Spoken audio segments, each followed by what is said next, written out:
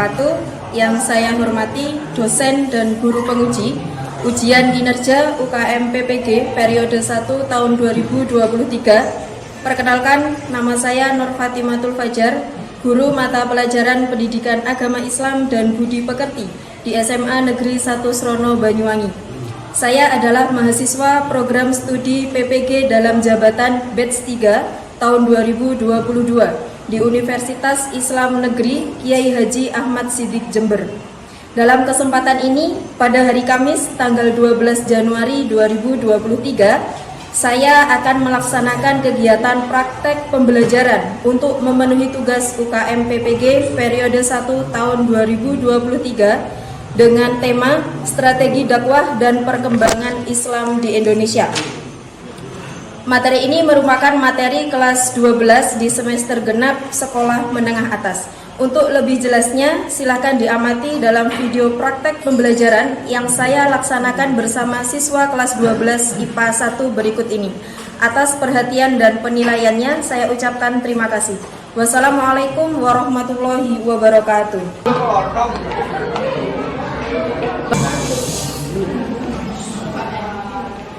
Assalamualaikum.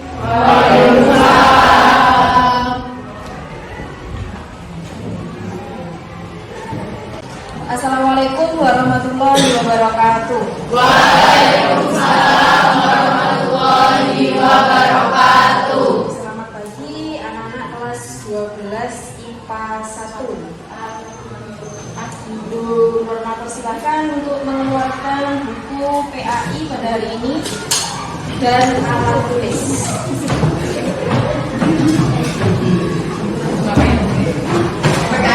Ada yang nggak bawa buku?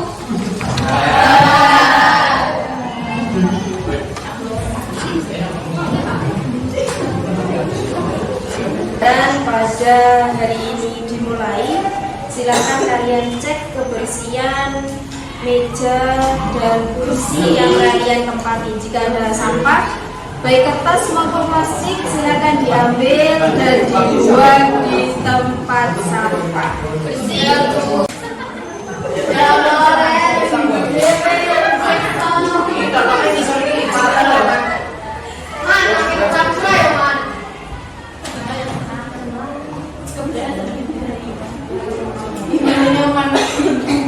Sudah bersih sebelum pelajaran pada hari ini kita mulai.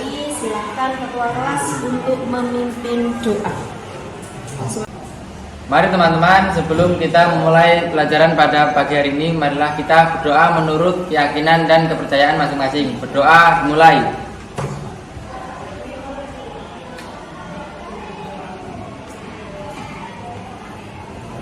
Berdoa selesai. Untuk mengawali kegiatan pembelajaran dan meningkatkan rasa nasionalisme kepada negara kesatuan Republik Indonesia, kita bersama-sama menyanyikan lagu kebangsaan Indonesia Raya. Silakan semuanya berdiri dengan sikap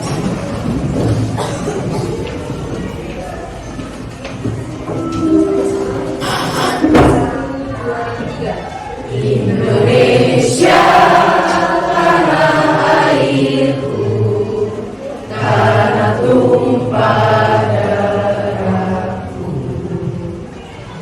Di sanalah aku berdiri, jadi pandu hidupku. Indonesia kebangsaanku, bangsa dan tanah airku. Marilah kita bersatu, Indonesia bersatu. Hiduplah tanahku, hiduplah negeri. sudah menyanyikan Indonesia Raya dengan kompak dan bersama-sama.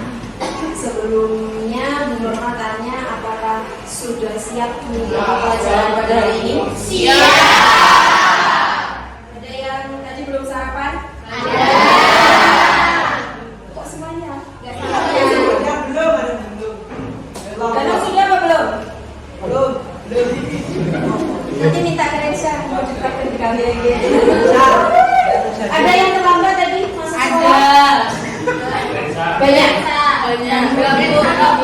Kita itu kan sudah dikasih kesempatan, dikasih rezeki untuk bisa masuk sekolah dengan seragamnya yang sudah lengkap, kemudian fasilitas buku juga sudah ada. Itu harus kita syukuri dengan wujud semangat untuk berangkat ke sekolah. Kalau sampai terlambat, apalagi ada kata-kata tadi bangkong ya Bu, bangunnya kesiangan. Kalau sudah ada kata itu berarti yang perlu dipertanyakan adalah apakah tadi sholat subuh tidak. Kalau sudah bangkong, sudah kelas 12, silakan untuk bisa mendisiplinkan diri sendiri. Hari ini Bu Norma absensi terlebih dahulu Aiska Najla, Anggi Dwita, Anggi Ramadhani, Cynthia, David Andika, Dewi, Dia Ayu, Dia, Diva Elisia, Pinka Swastika, Zakaria, Flora Eka. Yang tidak masuk satu orang ya, Aiska Najla.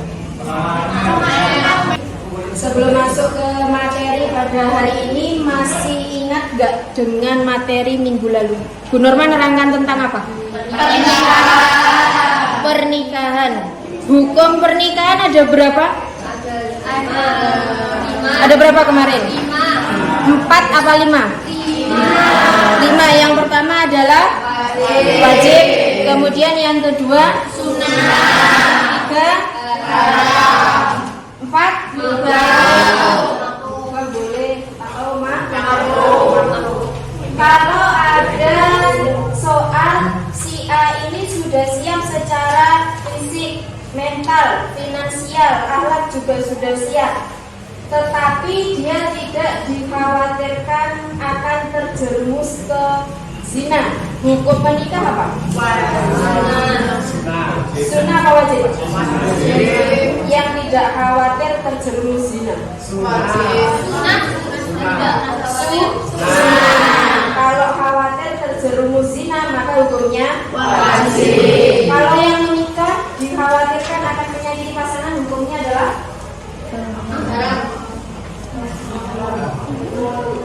haram atau makruh? Barang itu kalau belum. Anak-anak kelas 12 IPA 1, pada hari ini kita akan mempelajari materi 3.8 mengenai menganalisis dan mengevaluasi strategi dakwah dan perkembangan Islam di Indonesia, dan juga KD 4.8 tentang apa saja prinsip-prinsip yang digunakan oleh para pendahulu dalam menyebarkan agama Islam di Indonesia.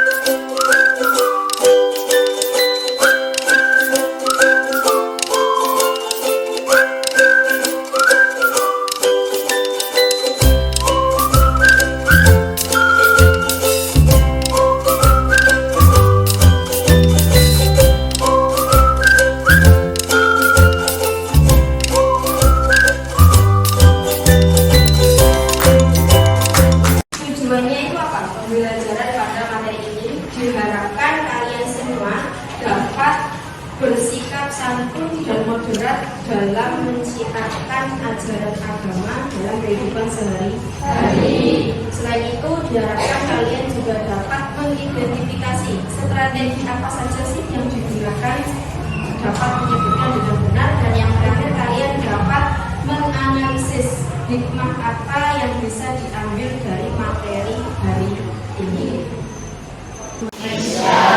Dan juga KD 4.8 tentang apa saja prinsip-prinsip yang digunakan oleh para pendahulu dalam menyebarkan agama Islam di Indonesia.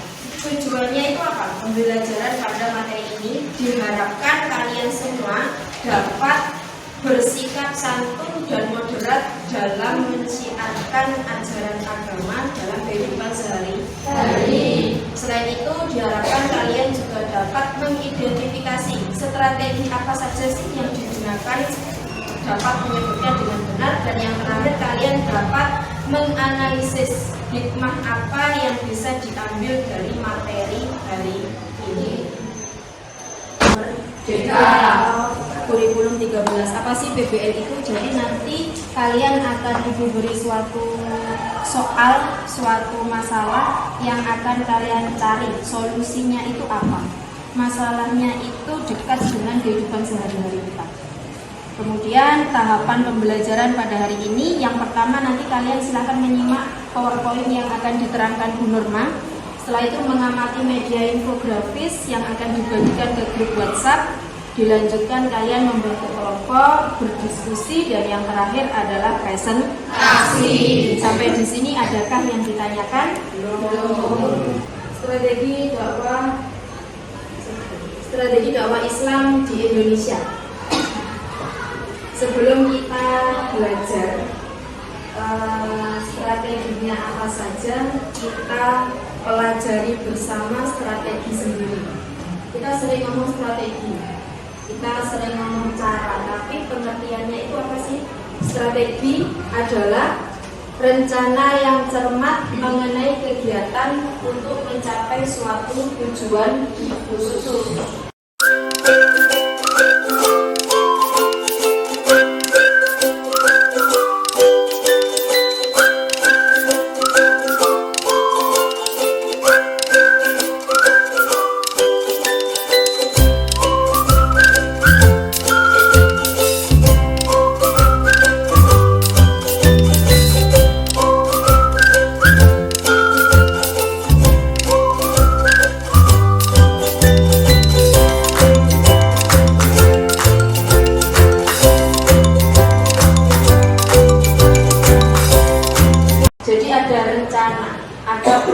Program yang dibuat. Selanjutnya pengertian dari dakwah.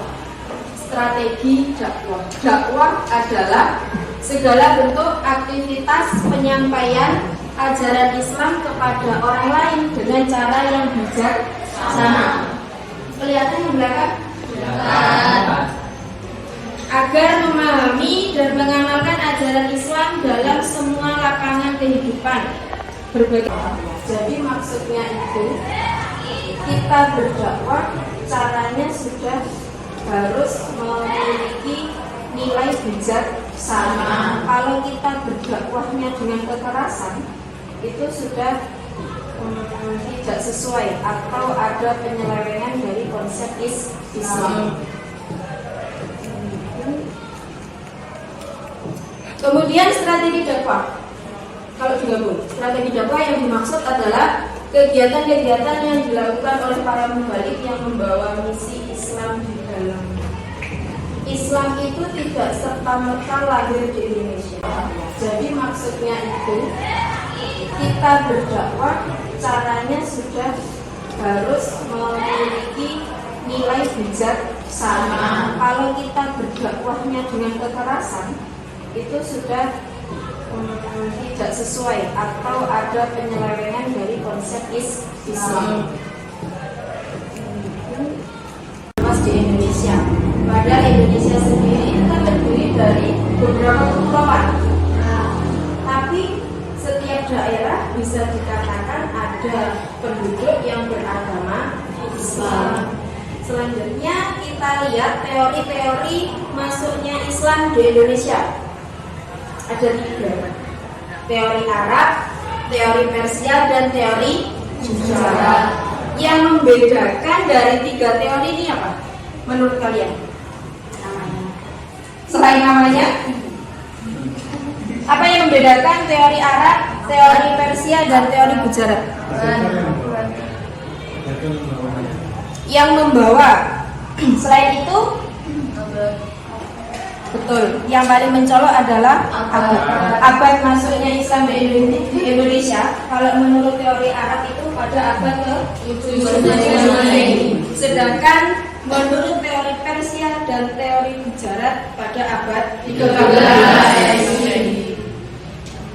7 dan 12 itu kan lebih dulu 7. Kalau teori Arab ini sudah punya bukti bahwa Islam masuk di Indonesia pada abad ke-7, otomatis teori Persia dan teori Gujarat ini dianggap tidak valid karena teori Arab sudah memiliki bukti pendukung.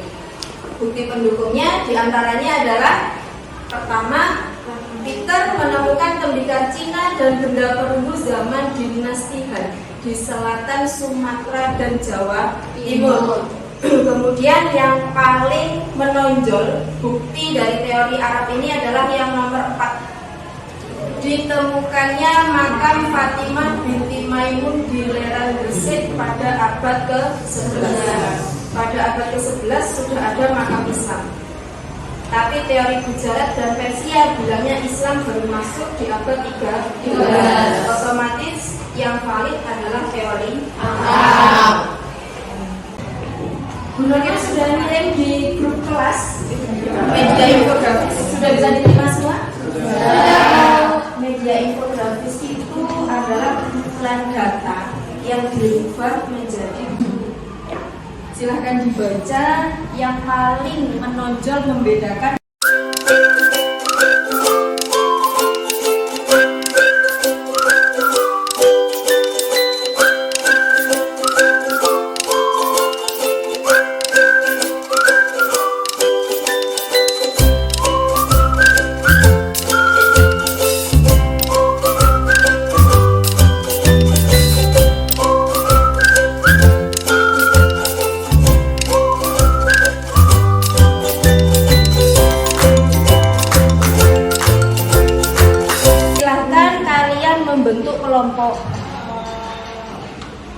membentuk kelompok sesuai dengan abjad. Masing-masing kelompok nanti berisikan 4 orang.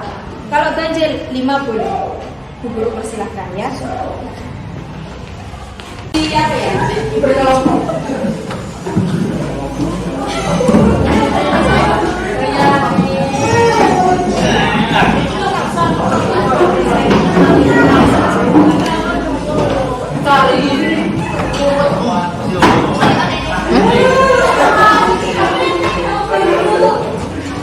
Posisi apa ya? Berkelompok.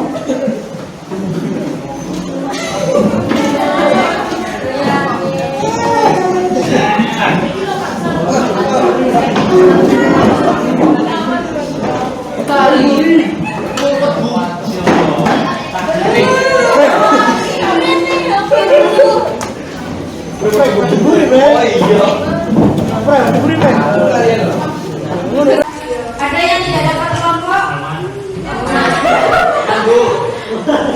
Dicari deh.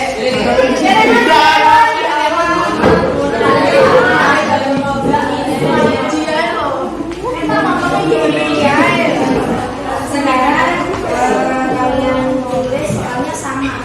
Setiap kelompok soalnya sama. Yang pertama adalah mengapa akhir-akhir ini Islam identik dengan sebutan teroris. Mengapa akhir-akhir ini Islam identik dengan sebutan teroris? Setiap ada kasus bom, pasti yang disebut pertama adalah agama Islam. Terus, apakah sebutan teroris ada hubungannya dengan apakah sebutan teroris ini ada hubungannya dengan strategi persebaran Islam yang dipakai oleh para pendahulu? Silakan kalian diskusikan bersama. Strategi yang dipakai oleh para pendahulu. kalian diskusikan bersama, waktunya 20 menit. Ya. Nah, nanti kalau sudah 20 menit, perwakilan kelompok 2 orang maju. Dari kelompok pertama sampai terakhir sudah semua? Sudah. Bu Nurma persilakan kelompok 1 untuk mengawali presentasi pada hari ini. Yang lainnya silakan menyimak. Diperhatikan apakah jawaban kalian itu mempunyai garis besar yang sama atau mungkin memiliki hasil yang berbeda.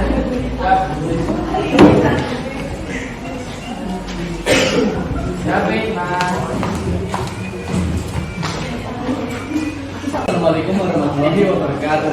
Waalaikumsalam warahmatullahi wabarakatuh. Nah, atas izin dari Bu Nurma sendiri, kami dari kelompok pojok kanan akan presentasikan hasil jawaban kami. Nah, dari kami ketahui, sebentar kita kenal dulu ya. Nama saya David Andika Yustisio. Saya Rufi. Saya Resya. Saya Zakaria. Dan silakan mendengarkan jawaban kami. Dari pertanyaan pertama, mengapa akhir-akhir ini Islam diidentikan dengan sebutan teroris? Nah, teman-teman, Islam kan agama yang mengajarkan kita kedamaian, kasih sayang, dan juga untuk saling menjaga sesama. Dan iya sih, kalau masalah-masalah teroris yang ada itu berkaitan dengan Islam, karena kan pelakunya itu kebanyakan Islam. Nah, contoh yang paling utama yang ada di Indonesia kan udah kan yang ada waktu itu di jalan, atau mungkin yang mendunia saat ini, kejadian 9/11 di mana pesawat menabrak 2 gedung di Amerika dan pelakunya ditangkap menjadi agama Islam. Nah, meskipun begitu kita tidak boleh menyangkal kalau mereka itu kan agamanya juga agama Islam. Jadi mungkin ada perbedaan antara keyakinan mereka tentang agama Islam. Nah, menurut kami itulah jawaban yang tepat untuk menjawab nomor 1 dan pertanyaan dari Bu. Sudah selesai? Sudah. Salam. Boleh kembali ke tempat. Baiklah teman-teman. Sekian dari kami. Assalamualaikum warahmatullahi wabarakatuh.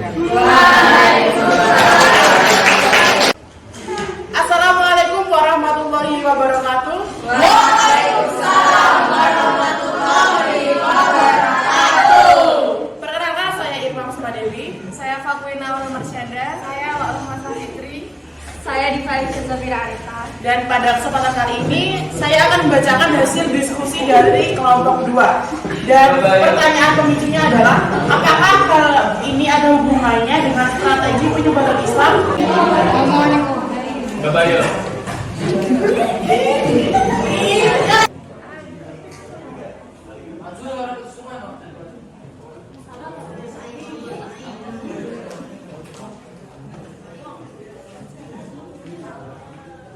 Yang dipakai oleh pendahulu. Jadi teman-teman, tidak ada hubungannya sama sekali, karena para pendahulu kita telah menyebarkan diskusi dari kelompok kami. Sekian, wassalamualaikum warahmatullahi wabarakatuh.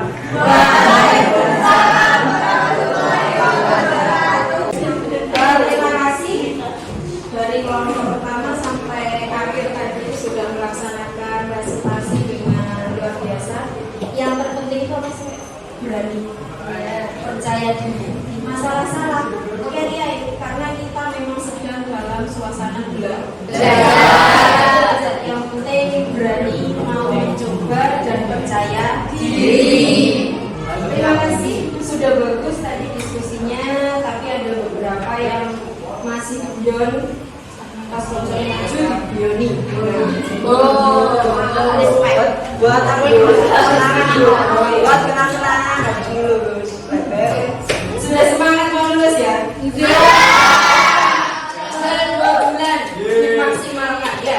Januari, Februari, habis itu sudah perpisahan. Terima kasih presentasi pada hari ini. Setelah ini Bu Nurma lanjutkan, kalian mengisi lembar evaluasi. Dikerjakan sendiri-sendiri sebisanya. Nah, kuncinya adalah jujur.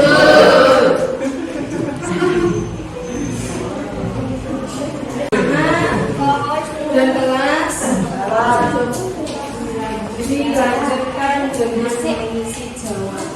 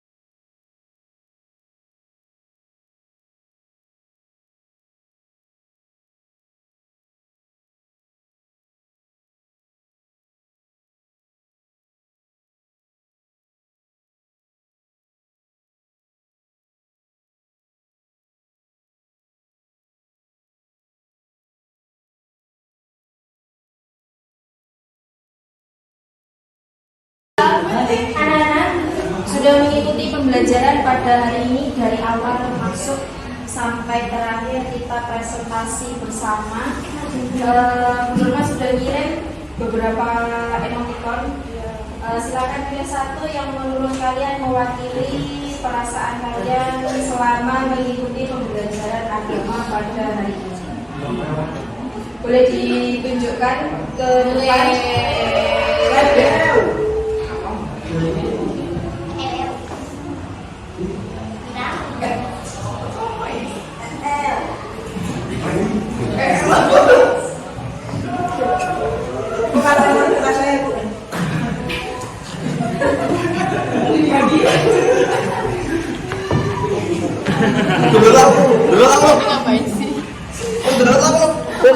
Pada hari ini adalah bahwa Islam masuk ke Indonesia itu ada berapa teori? Yang pertama adalah teori, yang kedua teori, yang ketiga adalah teori. Dan strategi yang digunakan dalam persebaran Islam di Indonesia itu ada 6. Yang pertama adalah perdagangan, pernikahan, pendidikan, politik, kesenian, dan yang terakhir adalah tasawuf. Untuk pertemuan minggu depan, silahkan kalian pelajari perkembangan Islam di Pulau Jawa, khusus di Pulau Jawa. Kalau hari ini kan di Indonesia, kalian pelajari siapa saja beliau yang berperan dalam menyebarkan agama Islam di Pulau Jawa. Adakah yang sudah tahu? Wali Songo. Di rumah silakan dipelajari siapa saja nama beliau, profilnya seperti apa, dan strategi dakwah apa yang digunakan. Adakah yang ditanyakan? Sudah jelas semua ya? Jika sudah, Bu Norma akhiri pembelajaran pada hari ini.